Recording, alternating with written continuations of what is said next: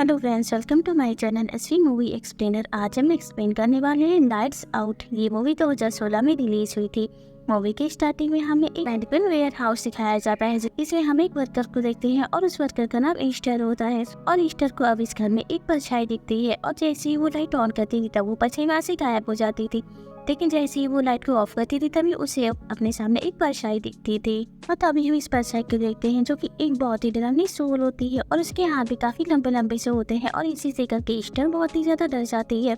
इसके बाद ईस्टर अपने बॉस के पास जाती है, जिसका नाम पॉल होता है, और वो अब पॉल को सारी बातें बताती है। लेकिन पॉल जो अपनी वर्कर की बात नहीं सुनता है और उसे इग्नोर कर देता है।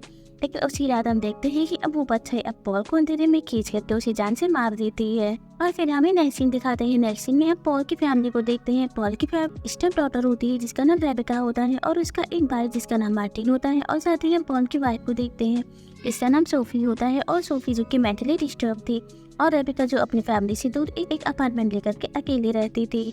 और सोफी जो कि मेंटली डिस्टर्ब होती है, इसलिए वो घंटों तक अपने आप में ही बातें किया करती थी। और एक दिन ऐसी ही सोफी अपने आप में बातें कर रही होती है, लेकिन तभी मार्टिन ये चीज देख लेता है और वो ये चीज देख करके बहुत ही ज्यादा हैरान हो जाता है। तभी वो ये डिसाइड करता है कि वो अब ये पता लगा के रहेगा कि आखिर मेरी माँ यानी कि सोफी किससे बात कर रही रहती है। इसलिए वो उस आवाज का पीछा करते हुए उस जगह पे जाता है जहाँ पे वो अपने सामने एक परछाई को देखता है। और ये परछाई वही होती है जिसने पॉल यानी कि मार्टिन के फादर को जान से मार दिया था। और ये चीज देख करके मार्टिन बहुत ही ज्यादा डरा हुआ होता है, इसलिए वो रात भर सो भी नहीं पाता है। उसके सामने बार बार और वही परछाई के सपने आ रहे होते हैं। इसके बाद हमें नेक्स्ट सीन दिखाया जाता है और मार्टिन अब अपने स्कूल जाता है, जहाँ पे वो क्लासेस कर रहा होता है। लेकिन क्लासेस के बीच में ही उसे काफी नींद आ रही थी और वो बार बार सो जा रहा था। और बार बार सोने की वजह से टीचर्स मार्टिन को ऐसा करते हुए देख लेती हैं, इसीलिए वो अब स्कूल में उसकी बड़ी बहन रेबेका को बुलाती हैं। और टीचर्स अब मार्टिन की कंप्लेंट रेबेका से करती है। रेबेका ये बात सुनकर के बहुत ही ज्यादा हैरान हो जाती है और वो अपने भाई मार्टिन को लेकर के घर जाती है, जहाँ पे वो अपनी मॉम से मिलती है। इसके बाद रेबेका अपनी मॉम से कहती है कि आपने मार्टिन का सही से ध्यान नहीं रखा है, और इसी वजह से सोफी और रेबेका के बीच में बहस होने लगती है। इसलिए रेबेका ये डिसाइड करती है कि वो अपने भाई मार्टिन को आज अपने अपार्टमेंट में रखेगी। इसलिए वो अपने भाई को लेकर के अपने अपार्टमेंट में चली जाती है। और अब रात होती है, रेबेका सो रही होती है, तभी उसे कुछ आवाजें सुनाई देती है। और ये आवाज कुछ ऐसी थी कि ऐसी लग रहा था कि फर्श को कोई जोर से खरोच रहा हो, जिस वजह से रेबेका की आंखें खुल जाती है और वो अपने सामने एक सोल को देखती है। और ये चीज देख करके बहुत ही ज्यादा डर जाती है। लेकिन रेबेका को ऐसा लगता है कि वहाँ पे कोई सोल नहीं, जबकि वहाँ पे उसका भाई मार्टिन है, इसीलिए वो अगेन से सो जाती है। लेकिन तभी हम उस सोल को देखते हैं, जो कि वही परछाई होती है जिसने पॉल को मारा होता है। और नेक्स्ट तब रेबेका की आंखें खुलती है, तब वो जब उठती है तब वो अपनी पर्स पे एक नाम लिखा हुआ देखती है। तभी हमें पता चलता है कि वो परछाई जो रात तक पर्स को खरोच रही थी, वो दरअसल यहाँ पे एक नाम लिख रही थी। और वो परछाई जिसने फर्स्ट पे एक नाम लिखा था, और वो नाम जो कि डायना लिखा हुआ था। जैसे कि हमें ये पता लगता है कि डायना और रेबेका की माँ यानी कि सोफी के बीच में कोई कनेक्शन है। इसके बाद हमें नेक्स्ट सीन दिखाते हैं और नेक्स्ट सीन में हम सोफी को देखते हैं। सोफी अब मार्टिन को अपने पास वापस लाने के लिए वो चाइल्ड केयर वालों के पास जाती है और उन्हें जाकर के रेबेका की कंप्लेन करती है कि मेरी डॉटर मेरे बेटे को अपने साथ लेकर के अपने अपार्टमेंट में रह रही है। इसीलिए चाइल्ड केयर वाले अब रेबेका के अपार्टमेंट में आते हैं और वहाँ से उसके भाई यानी कि मार्टिन को इस अपार्टमेंट से लेकर के उसकी माँ के पास छोड़ देते हैं। लेकिन मार्टिन अपनी माँ के पास नहीं जाना चाहता था, बट उसे जैसे वो अपनी माँ के पास जाना पड़ता है। और तभी सोफी को देखती है। सोफी अब मार्टिन से कहती है कि आज रात में हम लोग मूवी देखेंगे। इसके बाद रात होती है और सोफी अब घर की सारी लाइट्स को ऑफ कर देती है और साथ में अपने बेटे को बैठाती है और मूवी देखने के लिए कह रही होती है। लेकिन वही मार्टिन जो अपने माँ से बार बार कह रहा था कि माँ प्लीज लाइट जला दो, लेकिन तभी सोफी अब अपने बेटे मार्टिन को डायना की स्टोरी सुनाती है और कहती है कि डायना मेरी एक बेस्ट फ्रेंड है और हम दोनों को हमेशा घर में लाइट्स ऑफ करके ही रहना पसंद था। लेकिन इसे देखकर के मार्टिन बहुत ही ज्यादा डरा होता है। लेकिन तभी हमें इस अंधेरे में ही अब अगेन से वो परछाई दिखाई जाती है, जो कि एक सोल होती है, और वो सोल अब मार्टिन के ऊपर अटैक करती है। लेकिन मार्टिन किसी तरीके से अपनी जान बचाता है और वो इस घर की सारी लाइट्स को ऑन करके घर के बाहर भाग जाता है। और घर के बाहर जाने के बाद मार्टिन सीधे अपनी सिस्टर के अपार्टमेंट में जाता है। और तभी हम रेबेका को देखते हैं और रेबेका पहले से ही डायना के बारे में कुछ इन्फॉर्मेशन निकाल रही होती है। और रेबेका अपने स्टेप फादर के ऑफिस में गई थी, जहाँ से वो कुछ डॉक्यूमेंट्स को लेकर के अपने घर आई थी और इनकी स्टडी कर रही थी।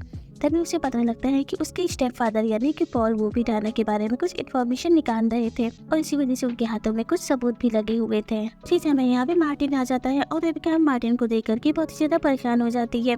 जिसके बाद मार्टिन अब रेबिका को सारी बातें बताता है और रेबिका अब मार्टिन को अपने सामने बैठा करके डायना की सारी स्टोरी सुना रही होती है और वो मार्टिन को ये बताती है कि ये बात बहुत साल पुरानी है और डॉक्टर्स को डायना जो कि एक घर के बेसमेंट में मिली थी और जब डॉक्टर्स को डायना मिली थी तब वो सिर्फ 13 साल की ही थी और डायना के फादर ने सुसाइड कर ली थी और डॉक्टर्स का मानना ये था कि डायना की वजह से उसके फादर ने सुसाइड की है क्योंकि डायना के अंदर एक बहुत ही खास शक्ति थी और डायना के अंदर ये शक्ति थी कि वो किसी के भी दिमाग के ऊपर सकती थी और उसके दिमाग के साथ वो हेरफेर करके उसे जान से मार भी सकती थी और इसी के साथ डायना को एक स्किन प्रॉब्लम भी थी। इस वजह से वो धूप में नहीं जा सकती थी क्योंकि उसे धूप से काफी ज्यादा एलर्जी थी।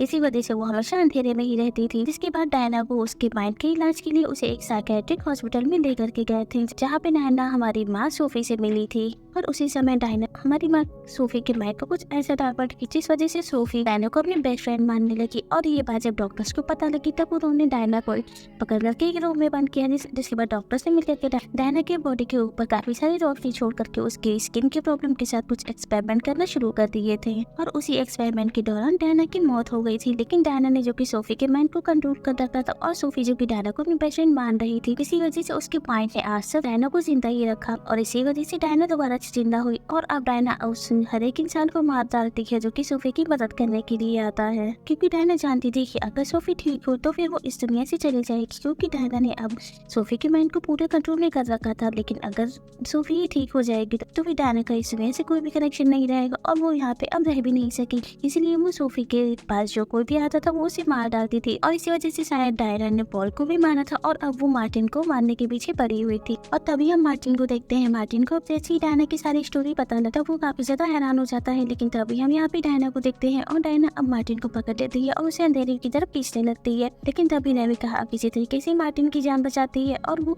अब फौरन से मार्टिन को लेकर के अपने बॉयफ्रेंड के पास जाती है और अब रेबिका का बॉयफ्रेंड दोनों मिलकर के सोफी के पास जा रहे होते हैं उसे डायना की असलियत के बारे में बताने के लिए और ये दोनों मिलकर के अब सोफी के घर पहुंच जाते हैं जहाँ पे रेबिका अब अपनी माँ सोफी को सारी बातें बता रही होती है कि डायना मर चुकी है लेकिन उसने आपके माइंड को कंट्रोल कर रखा है जिस वजह से वो अभी भी इस दुनिया में जिंदा है। लेकिन तभी सोफी रेबिका से कहती है कि नहीं, डायना मरी नहीं है, वो अभी भी जिंदा है और वो मेरी बेस्ट फ्रेंड है और वो अभी भी मेरे साथ ही है। और इसी के साथ सोफी रेबिका की एक भी बात सुनने के लिए तैयार नहीं होती है। लेकिन तभी रेबिका और रेबिका का बॉयफ्रेंड यानी कि ब्रेड की तीनों मिलकर के ये डिसाइड करते हैं कि आज रात ये लोग इसी घर में रुकेंगे ताकि वो लोग सोफी को बचा सके। जिसके बाद ये सभी लोग सोने के लिए निकल जाते हैं। लेकिन तभी हम सोफी को देखते हैं जो चुपके से रेबिका को एक नोट पकड़ा देती है और वो अपने रूम में चली जाती है। जिसके बाद रेबिका उस नोट को खोलती है और उसमें लिखा होता है कि आई नीड हेल्प। इसी के वो समझ आती है कि सोफी यानी कि उसकी माँ जो अब पूरी तरीके से डायना के कंट्रोल में है और इसी वजह से वो लोग सोफी की जान बचाने के लिए पूरे घर की लाइट्स को ऑन रखते हैं ताकि डायना सोफी को छोड़ करके यहाँ से चली जाए।